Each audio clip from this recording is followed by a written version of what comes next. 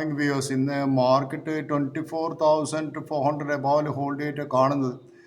Especially ഇന്ന് Tata Motors ആണ് രണ്ടാമത്തെ ദിവസം കൺസിക്യൂട്ടീവ് മൂവ് ചെയ്ത് 2% മൂവ് ചെയ്തതിന്. പിന്നെ മാർക്കറ്റ് താവാത്തൊരു പ്രധാന കാരണം എനിക്ക് തോന്നുന്നത് ഈ FIs ഒന്നും വെക്കുന്നേ ഇല്ല. FIs വെക്കുന്നില്ല, DIs വെക്കുന്നില്ല. പിന്നീട് മാർക്കറ്റ് എല്ലാവരും വിചാരിക്കുന്ന വാറുണ്ടായതുകൊണ്ട് മാർക്കറ്റ് വലിയ കറക്ഷനിൽ നിൽക്കും, കറക്ഷൻ കഴിഞ്ഞാൽ വാങ്ങിക്കാമെന്ന്. പക്ഷേ ഇതൊന്നും market always gives you surprise.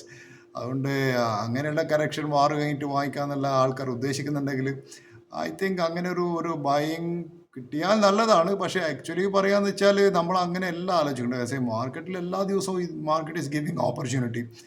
ചില സ്റ്റോക്കുകൾ മാർക്കറ്റിൽ നല്ല ഓപ്പർച്യൂണിറ്റി തരുന്നുണ്ട്, ചില സ്റ്റോക്സ് മാർക്കറ്റിൽ സെല്ലിംഗ് ഓപ്പർച്യൂണിറ്റീസ് തരുന്നുണ്ട്. So you have to make money market every day. That is the right way of trading you know. അതുപോലെ ഇന്നലെ തന്നെ ഡാറ്റ കണ്ട ചില FIs ഏകദേശം 2,555 കോടി റുപ്യേൻ്റെ സ്റ്റോക്ക് വാങ്ങിച്ചു എന്ന് കണ്ടത്. അതുപോലെ DISും ഏകദേശം 2,378 കോടി റുപ്യേൻ്റെ സ്റ്റോക്ക് വാങ്ങിച്ചിരുന്നു. അതുകൊണ്ട് നിഫ്റ്റി ഇന്ന് 2 ദിവസമായിട്ട് യാതൊരു മൂവ്മെൻറ്റും ചെയ്യുന്നില്ല. 10-12 മൂവല്ലാണ്ട് ചെയ്യുന്നേ ഇല്ല നിഫ്റ്റി. ഇതിപ്പം പാകിസ്ഥാൻ തിരിച്ചടിക്കുമോ എന്നുള്ള ചോദിച്ചാൽ എനിക്കറിയില്ല. പക്ഷേ എനിക്ക് തോന്നുന്നു അവരൊരു സ്പീച്ച് അവരെ ജനറൽസിനെ കാണുന്ന സമയത്ത് അവരും ഇതുപോലെ ഇന്ത്യ ചെയ്ത പോലെ ഒരു സ്ട്രൈക്ക് അവരും ചെയ്യാനുള്ള സാധ്യത കൂടുതലാണെന്ന് എനിക്ക് തോന്നുന്നു. കാരണം ഇപ്പം മരിച്ചതൊക്കെ സിവിലിയൻസ് ആണ്.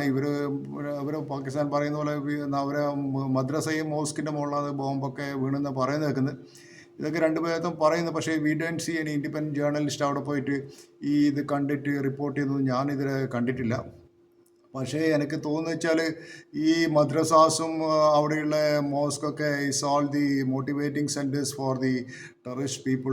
അത് ഒരു ടെററിസ്റ്റിനെ ഡെവലപ്പ് ചെയ്യുന്നൊരു സെൻറ്റർ ആയിട്ടാണ് പാകിസ്ഥാനിൽ കാണുന്നത്. Almost it's not like the other places. Anyway നമുക്ക് വെയിറ്റ് ആൻഡ് വാച്ച്. ഇത് വാറിൻ്റെ സംഗതിയാണ്, നമുക്കൊന്നും അറിയില്ല അതിനെക്കുറിച്ചിട്ട്. അപ്പോൾ കോൾ ഇന്ത്യ ഇന്ന് വേറൊരു സ്റ്റോക്ക് റിപ്പോർട്ട് ചെയ്യേണ്ടത് കോൾ ഇന്ത്യ. ഏകദേശം 12% അതിൻ്റെ പ്രോഫിറ്റ് ഇയർ ഓൺ കാണിച്ചിട്ടുണ്ട്. അതിൻ്റെ കോൾ ഇന്ത്യ ഞങ്ങൾ വാച്ച് ചെയ്യുക, നല്ല റിസൾട്ടാണ്. മോശം നമ്പേഴ്സ് വന്ന ഡാബറിൻ്റെ ഏകദേശം 8.4% ഡിക്ലൈൻ ഇൻ കൺസോളിഡേറ്റഡ് നെറ്റ് പ്രോഫിറ്റാണ് ഡാബർ കാണിച്ചിട്ടുള്ളത്. യുണൈറ്റഡ് ബ്രീവറീസ് നല്ലൊരു നമ്പേഴ്സാണ് കൊണ്ടുവരുന്നത്. യുണൈറ്റഡ് ബ്രീവേഴ്സ് ഞാൻ ഓർമ്മയുണ്ട്, എൻ്റെ കുറച്ച് മുന്നേ ഉള്ള വീഡിയോകളൊക്കെ ഞാൻ പറഞ്ഞിരുന്നു കറക്റ്റ് ചെയ്യുന്ന സമയത്ത് യുണൈറ്റഡ് ബ്രീവേഴ്സ് ഒരു ബൈ ആണെന്നുള്ള കാര്യം. ഇന്നിപ്പോൾ അത് 20.5% year on increase standalone net profit United Breweries കൊണ്ടുവന്നിട്ടുണ്ട്. പക്ഷേ എനിവേ സ്റ്റോക്ക് ഓൾറെഡി ഹൈയിലേക്ക് കഴിഞ്ഞു.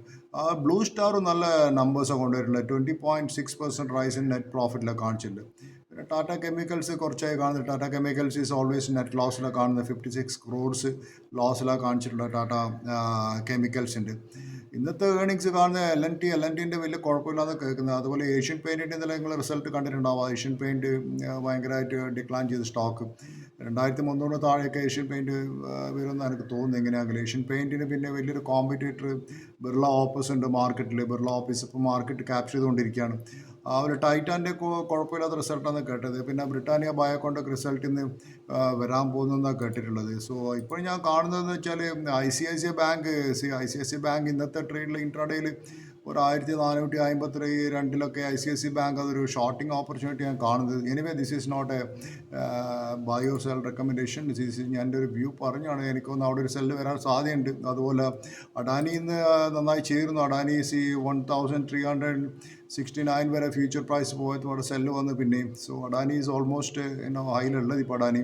അവർ ഇന്ന് മാർക്കറ്റിൽ വലിയ സപ്പോർട്ട് ചെയ്തത് റിലയൻസ് ആണ്. റിലയൻസ് വലിയ സപ്പോർട്ട് ചെയ്യുന്നത് 1,426. രാവിലത്തെ പ്രൈസ് നോക്കുന്നത് 1,404 റിലയൻസിൻ്റെ സപ്പോർട്ട് മാർക്കറ്റിലുണ്ടോ ആ നിഫ്റ്റി പിടിച്ചത്. അതുപോലെ HDFC ബാങ്കും രാവിലെ ഓപ്പൺ ചെയ്തപ്പോൾ സ്ട്രൈറ്റ് വേ സെല്ലാതെ വന്നിട്ടുണ്ടായിരുന്നു. പക്ഷേ എനിവേ അത് റിക്കവർ ചെയ്തു. 1945 1945 വരെ പോയിട്ടുണ്ട്. അത് 1980 വരെ പോകാനുള്ള സാധ്യതയുണ്ട് പിന്നെ ഈ HDFC ബാങ്കിന്.